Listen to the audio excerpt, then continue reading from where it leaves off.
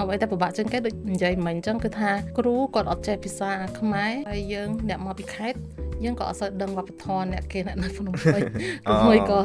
អ្នកតាមអ្នកមកពីខេត្តផ្សេងៗដូចគេហៅបានគេមិនហៅតែគេហៅដៃភ្លើងហៅដៃខាត់អីអញ្ចឹងដល់ពេលហើយគេផ្ដាល់ឲ្យយើងទៅយកដល់ពេលយើងអានោះអីគេដើរទៅរកមិនឃើញគេស្ដីឲ្យ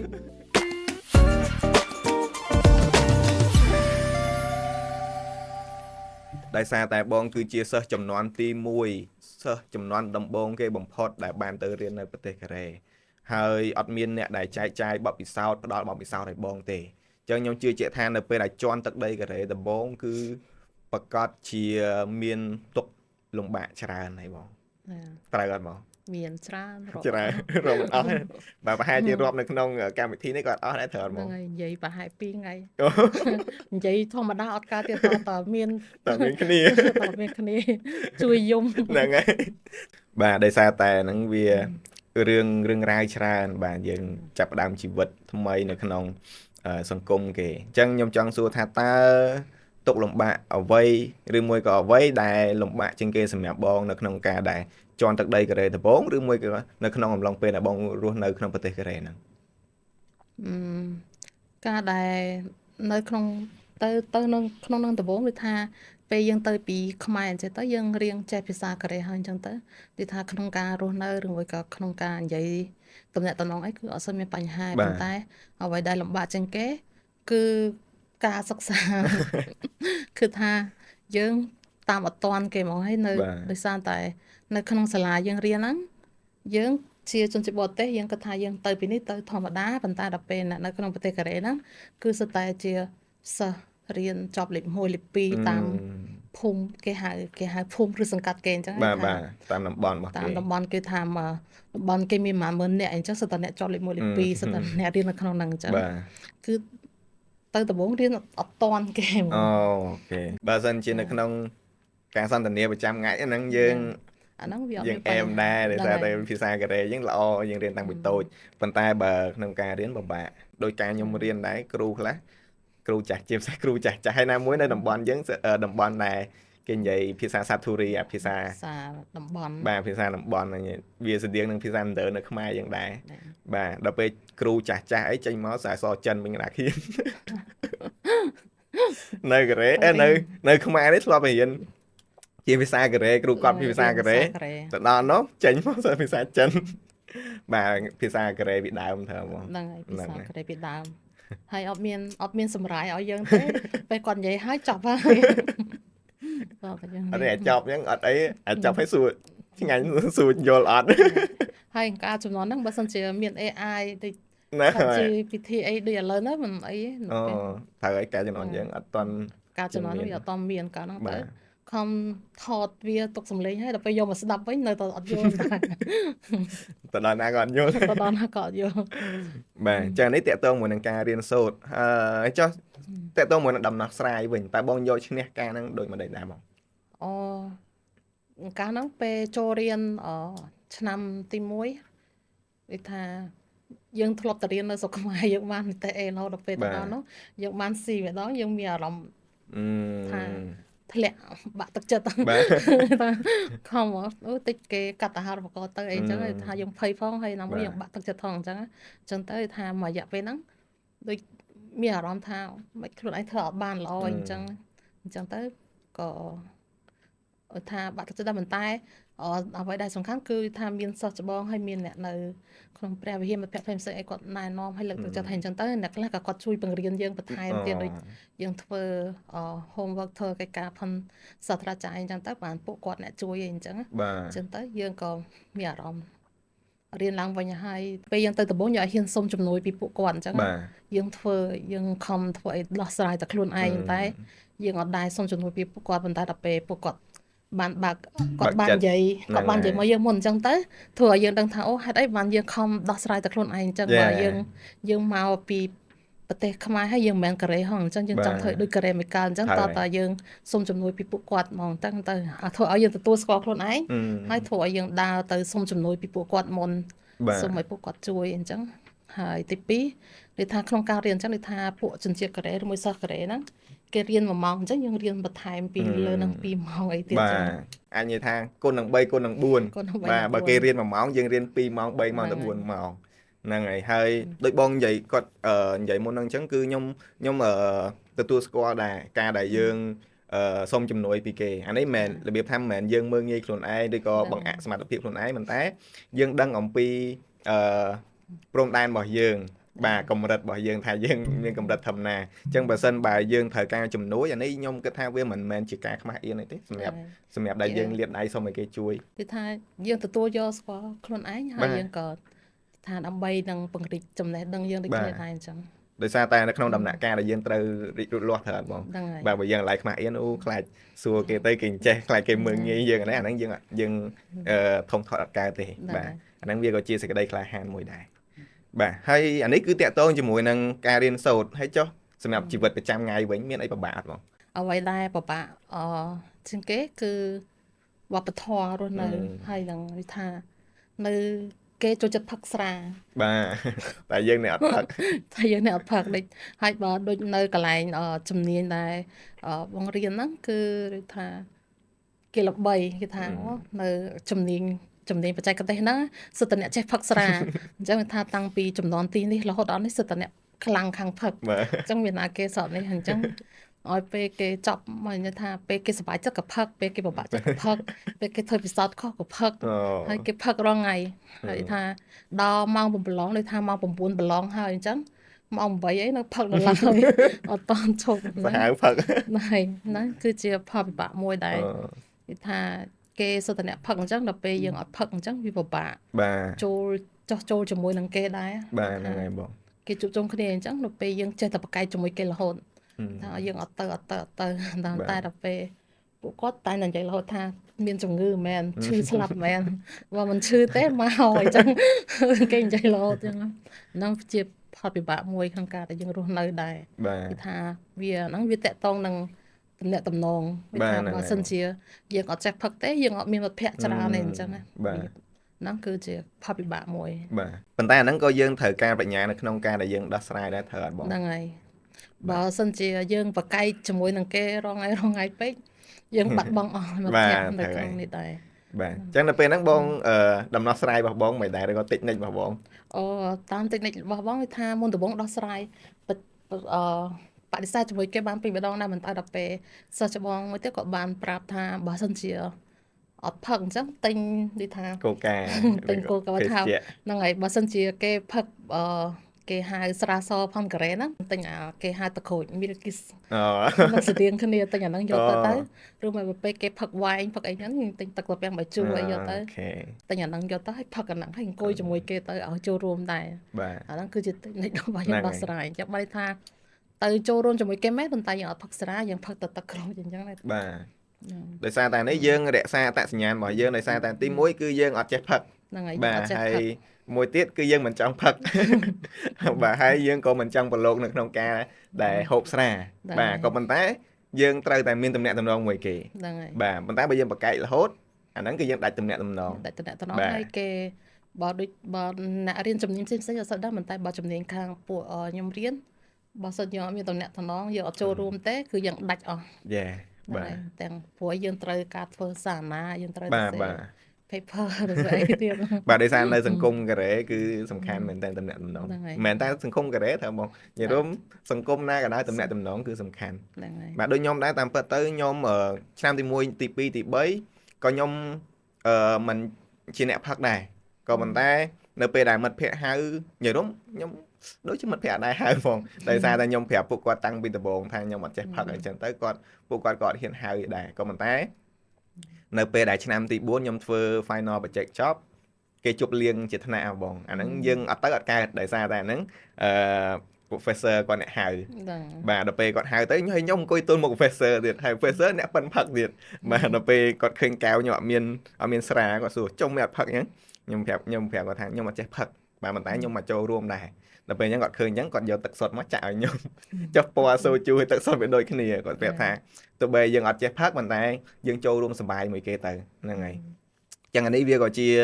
ដំណោះស្រាយឬមួយក៏បញ្ញាមួយដែរក្នុងការដែលយើងដោះស្រាយបញ្ហាមួយហ្នឹង ហ្នឹងហើយ បាទដោយសារតែសង្គមកូរ៉េឥឡូវក៏គេអត់បង្ខំឲ្យយើងផឹកដែរត្រូវអត់បង អត់សូវដឹងច្បាស់តែប៉ុន្តែបើសិនជាតាមសាលាគេថាគេហៅសាលាជនបទឬមួយតាមសាលាតំបន់អីអាហ្នឹងនៅមាន នៅ គេនៅមាន គេបង្ខំហ៎ នៅមានសិស្សច្បងសិស្សប្អូន នៅមានការបង្ខំឲ្យផឹក បើខ្ញុំការខ្ញុំទៅរៀនហ្នឹងអាចនិយាយបានថាមកវិញខ្ញុំមនុស្ស introvert ផងមិនដឹងទេខ្ញុំអត់សូវស្គាល់សិស្សច្បងទេខ្ញុំចូលប៉ាតំងហ្នឹងខ្ញុំដឹងតែមិត្តភក្តិនៅក្នុងថ្នាក់ខ្ញុំតែក្រៅពីហ្នឹងខ្ញុំអត់ស្គាល់អត់ដឹងថាណាសិស្សច្បងណាសិស្សប្អូនដល់ថ្នាក់តតែសិស្សច្បងគាត់ដើរឃើញខ្ញុំនៅផ្លូវអញ្ចឹងគាត់លើកដៃ hello ខ្ញុំមុនភាគច្រើននៅកូរ៉េអត់អាចមានរឿងហ្នឹងទេត្រូវហ្មងសិស្សប្អូនត្រូវតែគោរពសិស្សច្បងមុនក៏ប៉ុន្តែខ្ញុំដែលសារអត់ស្គាល់សិស្សច្បងខ្ញុំដើរធ្វើភើយតែសិស្សច្បងដើរមក hello តារាខ្ញុំអញ្ញោសិអារបៀបផ្ទុយវិញដល់ពេលអញ្ចឹងអានេះប៉ុន្តែខ្ញុំគិតថាដោយសារតែពួកគាត់យកយល់ដែរយើងគឺជាជនជាតិសិស្សជនជាតិអញ្ចឹងគាត់យកយល់ប៉ុន្តែបើសម្រាប់សិស្សកូរ៉េគ្នាគាត់អាហ្នឹងខ្ញុំគិតថាពួកគាត់គោរពបាទសិស្សច្បងសិស្សប្អូនបាទដាច់ខាតប៉ុន្តែយើងសិស្សបរទេសអញ្ចឹងគេលើកលែងយើងច្រើនដែរបាទហើយដោយសារតែខ្ញុំសួរតែរឿងពិបាកឥឡូវខ្ញុំចង់សួររឿងសប្បាយនៅកូរ៉េវិញមកពេលនៅកូរ៉េហ្នឹងរឿងអីសប្បាយជាងគេសម្រាប់បង ពេលវ៉ាកង ពេលថានៅខ្មែរយើងវ៉ាកងត្រឹមតែមួយខែអីអញ្ចឹងប៉ុន្តែនៅប្រទេសកូរ៉េគឺរយៈពេលប្រហែលជិត3ខែជាងបាទហ្នឹងហើយនៅថារយៈពេលហ្នឹងយើងអាចមានឱកាសធ្វើអីផ្សេងច្រើនហើយមួយទៀតនៅក្នុងសកលនៅក្នុងប្រទេសកូរ៉េហ្នឹងគឺថាពេលវ៉ាកងហ្នឹងគេមានកម្មវិធីក្នុងសាលានេះថាទៅជួយនៅក្រៅប្រទេសឬមួយក៏ទៅដើរលេងនៅក្រៅប្រទេសអីអញ្ចឹងយើងអាចទៅតាមកម្មវិធីសាលាណាយើងអាចចេញទៅក្រៅប្រទេសបានបាទឬមួយក៏យើងអត់ទៅដើរលេងទេប៉ុន្តែយើងអាចទៅធ្វើជា intern នៅក្រុមហ៊ុនណាមួយអញ្ចឹងគេថាយើងមិនមែនជាសង្ហារិបករអញ្ចឹងហើយយើងចង់បានប្រាក់ខែហើយយើងបានចង់បានបទពិសោធន៍ផងអញ្ចឹងយើងអាចទៅធ្វើ intern នៅប្រទេសមួយផ្សេងឬមួយក៏នៅតាមតំបន់ផ្សេងនៅខេត្តផ្សេងអញ្ចឹងក៏បានបាទយើងអាចទាំងរៀនផងយើងអាចដើរលេងផងហ្នឹងជាពេលដែលសុបាយនិយាយរួមទៅអត់មានពេលណាសុបាយជាងពេលបានសម្រាកពេលបានសម្រាកបានច្រើនបាទអត់ដែលមានណាគេសុបាយនឹងពេលរៀនធ្វើការទេអត់តសម្រាកមិនសុបាយបាទហើយណាមួយនៅកូរ៉េយើងដឹងហើយមាន4រដូវហើយជាពិសេសរដូវផ្ការីករដូវអីហ្នឹងនិយាយរួមខ្ញុំសម្រាប់ខ្ញុំក្រៅពីរដូវក្តៅរដូវងាអារដូវ2ហ្នឹងខ្ញុំស្អប់បាទបើពីរដូវស្លឹកឈើជ្រុះនិងរដូវផ្ការីកអាហ្នឹងយើងទេសភាពក៏ស្អាតហើយអាកាសធាតុក៏ល្អចុះបងមានបំណងរៀនតទៅមុខទៀតអត់បងថាបើសិនជារើសជំនាញផ្សេងរៀនប្រហែលជារៀនតប៉ុន្តែបើសិនឲ្យរៀនតជំនាញដូចគ្នានឹងទៅមុខទៀតប្រហែលជាចែកឆ្អន់ទេចែកឆ្អន់ហើយហត់ទៀតលែងចង់បាទអូខេចឹងនេះយើងទុកនៅក្នុងការគិតសិនបាទnếuបើមានចិត្តយើងរៀនបន្តហ្នឹងតែឥឡូវបដោតលើការធ្វើការសិនត្រូវអត់បងហ្នឹងហើយបាទឥឡូវអញ្ចឹងនៅពេលដែលបងរៀនចប់ហើយបងមកខ្មែរវិញបងមានដែរគិតថាការដែលរៀននៅកូរ៉េហ្នឹងវាផ្ដល់ឥទ្ធិពលមកដល់ជីវិតប្រចាំថ្ងៃឬក៏ការដែលយើងធ្វើការប្រចាំថ្ងៃនេះអត់បងការវិថាអត្តចរិតប្រចាំថ្ងៃអីអត់សូវដឹងប៉ុន្តែប្រហែលជាអាចផ្លាស់ប្ដូរច្រើនព្រោះអីវាថាពេលដែលយើងរស់នៅប្រទេសកូរ៉េគឺយើងគិតឬមួយក៏កំណត់យើងអីធ្វើដូចជាជនជាតិកូរ៉េទេថាយើងធ្វើអីលឿនឬមួយក៏យើងធ្វើអីថាធ្វើលឿនមែនប៉ុន្តែយើងច្បាស់យើង perfect អញ្ចឹងដល់ពេលយើងដាក់ការងារជាមួយនឹងបុគ្គលិកផ្សេងឲ្យគេធ្វើដល់ពេលគេធ្វើអត់ត្រូវចិត្តយើងចាប់អារម្មណ៍ឆេះឈូចាប់អារម្មណ៍ខឹងថាអាហ្នឹងមិនក៏ធ្វើអត់បានហើយយើងពេលដែលយើងនៅកូរ៉េយើងក៏ឃើញគេថាមិនអានេះក៏ធ្វើអត់កើតអញ្ចឹងយើងអត់ធ្លាប់យល់យើងថាមិនបានគេគិតអញ្ចឹងមកពេលដល់ពេលយើងមកធ្វើខ្លួនឯងបាទយើងចាប់បាននឹកឃើញថាអូខ្ញុំប្រហែលឆ្លងតាមកូរ៉េដែរមិនបានគ្រាន់តែប៉ុណ្្នឹងមកយើងស្ដីឲ្យគាត់អីអញ្ចឹងហ្នឹងហើយរបៀបដូចគ្នាគេថាពេលខ្លះមានអារម្មណ៍អញ្ចឹងដែរហើយទី2គេថានឹងគ្រប់ពេលវេលាដូចគ្នាគេថាពេលយើងនៅកូរ៉េពេលមុនទៅកូរ៉េហ្នឹងយើងអត់ដែរមានយកចិត្តទុកដាក់អីអញ្ចឹងតែនៅក្នុងប្រទេសកូរ៉េគេគ្រប់ពេលវេលាថាគេណាត់ម៉ោង1អញ្ចឹងគេមិនមែនឲ្យមកដល់ម៉ោង1ហ្នឹងគេឲ្យមកមុន15នាទីអីមួយក៏10នាទីអីអញ្ចឹងប៉ុន្តែដល់ពេលយើងមកនៅក្នុងប្រទេសខ្មែរយើងណាត់ម៉ោង1អ្នកខ្លះមកម៉ោង2កន្លះឬមួយអ្នកខ្លះមកម៉ោង2អីអញ្ចឹង ពេលមកនៅខ្មែរមួយឆ្នាំដំបូងហ្នឹងគឺថាអត់យល់ហើយមានអារម្មណ៍ថាតឹងទ្រូងតែអីមកពួកគាត់ណាត់ជាមួយយើងមិនអត់គ្រប់ពេលវេលាសោះអញ្ចឹងឬមួយក៏គេអត់ផ្ដល់តម្លៃឲ្យយើងប៉ុន្តែអាហ្នឹងជាវប្បធម៌របស់យើងដោយសារតែយើងនៅកូរ៉េយូរយើងចង់ផ្លេចវប្បធម៌ខ្មែរធ្វើឲ្យយើងឆ្លងតាមជនជាតិកូរ៉េអស់អញ្ចឹងពេលយើងនៅកូរ៉េយើងអត់ដឹងខ្លួនទេត្រូវអត់បងយើងអត់ដឹងខ្លួនទេយើងគិតថាវាគេថាវាជាប្រចាំថ្ងៃអញ្ចឹងហើយយើងក៏អត់ដែរចាប់អារម្មណ៍ដែរអញ្ចឹងដល់ពេលយើងមកដល់ខ្មែរទៅយើងដឹងថាអូមានម៉ោងខ្មែរម៉ោងបរទេសនិយាយរួមទៅអាទម្លាប់ទាំងអស់ហ្នឹងគឺវាមិនផ្លាស់ប្ដូរយើងភ្លាមៗទេប៉ុន្តែវាជ្រាបចូលនៅក្នុងខ្លួនយើងម្ដងបន្តិចបាទបើខ្ញុំនៅថា4ឆ្នាំនេះប្រហែលថាជ្រាបបាន30% តែបងនៅដល់9ឆ្នាំជ្រាបចូលដល់60-70%ចុះបើអ្នកនៅនឹងយូរជាងនឹងទៀត10-20ឆ្នាំទៅបាទប្រហែលជាគាត់លែងយល់ហើយគាត់តឹងទ្រូងពេលមកធ្វើបាទអញ្ចឹងមកដល់ពេលនេះបងនាងក៏ចែកចាយតាក់ទងជាមួយនឹងបទពិសោធន៍ជីវិតរបស់គាត់រៀងច្រើនដែរបាទឥឡូវខ្ញុំចង់សួរតាក់ទងជាមួយនឹងគម្រោងជីវិតរបស់បងទៅមុខទៀតតើបងមានគម្រោងសម្រាប់ខ្លួនឯងអីគេដែរខ្លះទៅមុខទៀតខ្ញុំស្ថិតនៅក្នុងមនុស្សដែររស់នៅអត់មានគម្រោងខ្ញុំដែរហ្នឹងបងខ្ញុំអត់មានគម្រោងទេមនុស្សខ្ញុំថាអត់ដែរធ្វើការវិភាគហើយក៏អត់ដែរមានគម្រោងដែរអញ្ចឹងថាពេលនៅថ្ងៃខាងមុខក៏ឥឡូវធ្វើការបដាក៏អត់ដឹងថាខ្លួនឯងកំពុងធ្វើអីដូចគ្នាដែរប៉ុន្តែអ្វីដែលចង់ធ្វើនៅថ្ងៃខាងមុខនោះគឺថាចង់ចែកចាយនៅចំណេះដឹងអ្វីដែលខ្ញុំបានរៀនហ្នឹងចែកទៅសិស្សផ្សេងៗឲ្យបានច្រើនដូចថាមិនថាតូចក៏ដោយប៉ុន្តែអីក៏ដោយវាថាអាចចែកបានគឺយើងនឹងចែកចាយរំលែកអញ្ចឹងគឺថាការគុំម្ដងហ្នឹងគឺខ្ញុំគឺអញ្ចឹងអ្វីដែលយើងអាចចែកបានគឺយើងចែកដូចថាចែកបទពិសោធន៍ឬក៏ការរស់នៅអីអញ្ចឹងយើងទៅធ្វើជាវីដេអូឬមួយក៏ចែកចាយពួកគាត់អញ្ចឹងថាកម្រងហ្នឹងគឺមានប៉ុណ្ណឹងសម្រាប់ការទៅថ្ងៃខាងមុខទៀតហើយអត់តន់ដឹងមិនដែរនៅទៅមកបានមួយឆ្នាំជាងអញ្ចឹងកំពុងតែគិតមើលថានឹងត្រូវធ្វើអីថែមបាទហ្នឹងហើយកំពុងតែរៀបចំដែរបាទអូខេហើយសម្រាប់ឥឡូវហ្នឹងក៏កំពុងតែចែកចាយបទពិសោធន៍ដែរអានេះក៏មានកម្រងដែរហ្នឹងក៏មានកម្រងនៅក្នុងកម្រងរបស់បងហ្នឹងត្រូវអត់មាននៅសុកតារាឆាតមកសួរសុខទុក្ខហើយហៅថតយកបណ្ដោយយើងសិតតែអត់មានកម្រងទាំងអស់អញ្ចឹងវាថាឲ្យរៀប plan អីទុកមុនហ្នឹងគឺរៀបអត់បានទេអញ្ចឹងថាយើងធ្វើភ្លាមប៉ុន្តែថាបើសិនជាក្តីប្រាថ្នាចង់បានគឺបាទអញ្ចឹងគោលបំណងរបស់បងទៅមុខទៀតគឺចង់ចែករំលែកបទពិសោធន៍បាទទៅកាន់អ្នកដែលចង់ទទួលបានបទពិសោធន៍ហ្នឹងបាទអូខេអញ្ចឹងក្នុងនាមខ្ញុំជាសិស្សប្អូនបាទគឺខ្ញុំនៅតែបន្តគាំទ្របាទរាល់ទាំងគម្រោងជីវិតរបស់បងទៅមុខទៀតហើយបើសិនបើត្រូវការឬមួយក៏ត្រូវការជំនួយអីបាទអាចហៅខ្ញុំបានទោះបីខ្ញុំមិនសូវបានទោះបីខ្ញុំជួយមិនបានអីធំដុំក៏ដោយបាទមិនតិចតួចក៏ខ្ញុំអាចជួយបានដែរបាទឧទាហរណ៍ដូចថាត្រូវការថតវីដេអូអញ្ចឹងបាទខ្ញុំជួយថតឲ្យបាន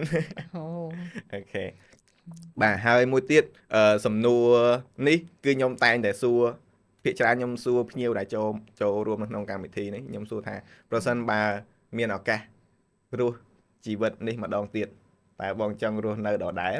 ឬមួយក៏ចង់រស់នៅផ្សេងពីនេះអត់ទេអត់ចង់រស់នៅបែបនេះអត់ចង់រស់នៅបែបហ្នឹងចង់រស់នៅបែបផ្សេងទៀតត្រូវចង់រស់នៅបែបផ្សេងបាទចង់បានបទពិសោធន៍ថ្មីផ្សេងទៀតហើយបើសិនជាអាចចង់ទៅប្រទេសផ្សេងមែនកូរ៉េឬមួយក៏ដូចប្រហែលជាខាងដែរ Iceland ទៅខាងអាហ្វ្រិកអីហ្នឹងអូខេបាទបើខ្ញុំបើសិនជាគេឲ្យជំរឿនខ្ញុំចង់កើតជាកូនអ្នកមានអត់ទេចង់កើតជាកូនមកប៉ាម៉ាក់ដដែលប៉ុន្តែក្នុងជាគ្រួសារអ្នកមានហើយទៅនៅទូបៃទៅអូ yes ធ្វើអីគេរាជបុត្រានៅទូបៃហ្នឹងហើយបាទហ្នឹងក៏ជាក្តីប្រាថ្នារបស់យើងបាទសំខាន់គឺយើងរស់នៅជីវិតបច្ចុប្បន្នបាទព្យាយាមខ្លួនឯងបាទកម្មវិធីរបស់យើងក៏ឈានមកដល់ទីបញ្ចប់ដែរបាទជាចុងក្រោយខ្ញុំសូមសំណូមពរឲ្យបងនាតបាទអាចមានជាមួយម៉ាត់ចុងក្រោយបាទសម្រាប់អ្នកទស្សនានៅក្នុងកម្មវិធីនេះសូមអរគុណដល់តារាដែលបានអញ្ជើញមកហើយអត់មានអីច្រើនទេប៉ុន្តែវាថាមានតែការលើកទឹកចិត្តហើយនឹងការនិយាយថាយើងចង់ធ្វើអីយើងអាចធ្វើគោលដៅសម្រាប់ខ្លួនឯងហើយទី2ថាកុំឡាយតកឹតដូចថាខ្លាចចេះខ្លាចចោះខ្លាចគេឬមួយក៏ខ្លាចគ្រួសារអញ្ចេះខ្លាចមានបញ្ហាអីថាអ្វីដែលយើងចង់ធ្វើគឺឲ្យយើងធ្វើសម្រាប់ខ្លួនឯងបានច្រើនផងហើយឲ្យយើងដូចថាព ពេលដែលយើងសម្រេចធ្វើខ្លួនឯងហ្នឹងក៏ឲ្យយើងមានទំនួញខុសត្រូវលើខ្លួនឯងផងដែរ បាទ និយាយថាពេលអ្វីដែលយើងសម្រេចគឺយើងត្រូវតែមានទំនួញខុសត្រូវហើយឲ្យយើងនិយាយថាកុំឲ្យយើងស្ដាយក្រោយបើសិនជាយើងថាយើងសម្រេចចិត្តហើយមិនចាំស្ដាយក្រោយខំធ្វើមិនឲ្យដល់ចប់អញ្ចឹងណា បាទ ហ្នឹងហើយកុំឲ្យយើងថាប្រទៀបខ្លួនឯងឬមួយក៏អន់ចិត្តខ្លួនឯងថាអ្វីដែលយើងសម្រេចយើងត្រូវតែទទួលខុសត្រូវមែនប៉ុន្តែឲ្យយើងខំប្រឹងធ្វើឲ្យដល់ចប់អញ្ចឹងណាព្រោះយើងជាអ្នកជ្រើសរើសអញ្ចឹងហើយយើងជាអ្នកធ្វើវាឲ្យចប់ បាទ ហ្នឹងហើយ ចឹងទោះបីជាជួបឧបសគ្គឬមួយក៏ទុកលំបាកអីកុំឲ្យបង្អាក់សមត្ថភាពខ្លួនឯងឬមួយក៏បន្ទាបតម្លៃរបស់ខ្លួនឯងបាទផ្លូវយើងជ្រើសរើសបាទយើងដើរដល់ចប់បាទយើងជាអ្នកបង្កើតតម្លៃឬមួយក៏កំណត់តម្លៃនៅផ្លូវរបស់យើងមួយហ្នឹងបាទអញ្ចឹងអរគុណមែនតើបាទជាពាក្យចុងក្រោយមួយដែលមានអត្ថន័យមែនតើបាទអញ្ចឹងកម្មវិធីរបស់យើងនេះក៏ឈានចូលមកដល់ទីបញ្ចប់ដែរបាទអរគុណពុកម៉ែបងប្អូនដែលបានទស្សនាតាំងពីដើមរហូតដល់ចប់ហើយជាពិសេសនោះគឺអរគុណធំមែនតើទៅដល់បងនាតបាទបាទអរគុណដែលចំណាយពេលដែលមានតម្លៃបាទពេលដែលត្រូវសម្រាកប៉ុន្តែបែរជាខ្ញុំហៅមកអង្គុយថតបាទ1ម៉ោង2ម៉ោងនេះបាទអញ្ចឹងខ្ញុំជឿជាក់ថាឱកាសក្រោយយើងនឹងអាចបន្តជួបគ្នាទៀតបាទហើយក៏អាចនៅតែប្រស័យតាក់ទងហើយអាចផ្ដល់ជាជំនួយទៅវិញទៅមកបាទអញ្ចឹងទៅមុខទៀតបើសិនមកបងត្រូវការជំនួយអាចឆាតមកខ្ញុំបាទហើយបើខ្ញុំមានត្រូវការជំនួយខ្ញុំឆាតទៅបងដែរ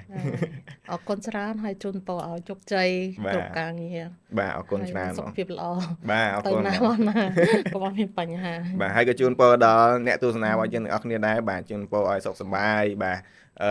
ជាពិសេសសុខភាពបាទទាំងការធ្វើដំណើរហើយនឹង